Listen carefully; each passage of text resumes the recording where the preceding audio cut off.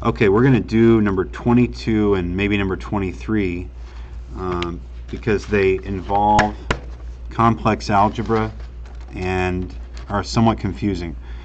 And in my last video, I incorrectly stated that you could solve these using the y equals, where you just plug your equation for slope given the information you have into y1 and y2 and then look in your tables. We're actually going to have to use the solver to solve this, but it will work, I think. Maybe not. Still not sure about that. But in any case, we will look now at number 22, and I'll just solve it. You know, I want to give you an easy way to solve it with the calculator, but here's one way where I absolutely know it will work. So you are given these coordinate pairs, r, 2, and then 6, 3. You're also told that m, or slope, equals 1 over 2, or 1/2. This is what you're given.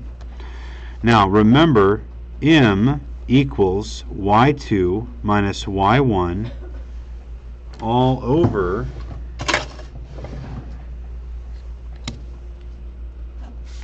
x2 minus x1. So we just want to plug in what we know. Okay, what is m? Well, m is given to us as 1 over 2. That equals y2 minus y1. So here's x1, y1, x2, y2. y2 minus y1 would be 3 minus 2 over x2 minus x1 is 6 minus r. Okay, so what I want to do now is solve for r.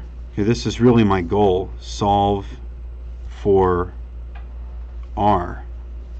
And if we look back at the question, see how they're going to ask it on the test. Find the value of r so the line that passes through each pair of points has the given slope. Well, what that really means is plug in the information you know into the slope formula and then solve for the missing variable, which is r. So let's now solve for r algebraically. Well, here's what I'm going to do. Them. Take it a little piece by piece. What's 3 minus 2? That's going to be 1.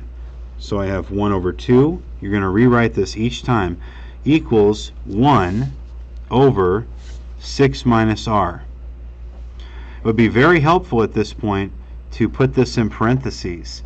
And I'll show you why, because now we are going to do the reciprocal multiplication to get this out of the denominator. Remember, my goal is to get r by itself, not 1 over r, but r by itself. So I'm going to multiply 6 minus r on both sides, and remember that it's really 6 minus r over 1. So I'm doing the reciprocal multiplication. That way, this 6 minus r cancels out with this 6 minus r, leaving me just 1 over 1, which is just 1.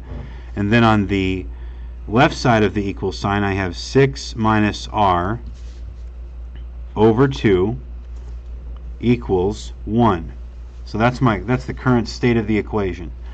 Well, now I want to get rid of this 2 because it's preventing me from getting r by itself. So put 6 minus r back in parentheses, and now do reciprocal multiplication again to get 6 minus r by itself. So put 2 up here and multiply 2 over here. Again, that's 2 over 1 on both sides. These cancel on the left, and you are now left with 6 minus r freed of its parentheses. Free at last, free at last. And you have on the right side just 2. We're almost done. Hold your horses.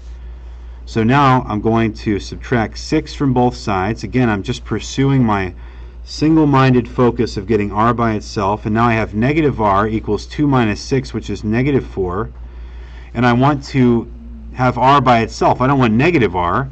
So I'm going to multiply both sides by negative 1. That's totally legal. Negative 1 times negative r equals r. Negative 4 times negative 1 equals 4. So r equals 4. And that is how you solve those more complex fractions. Complex equations where your slope is a fraction. You're going to have to do a lot of reciprocal multiplication to get those variables out of the denominators. Okay, so I'm not entirely sure how to plug this into the calculator right now, but I do know how to check to make sure my answer is correct. So we said R equals 4, okay? That's what we're thinking. So let's check this. Let me check this. Here's how I'm going to check it.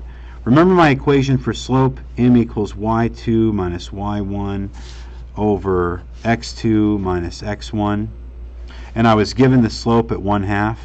Well, let's now plug in everything we have, because we now have r equals 4, which means we now have x1.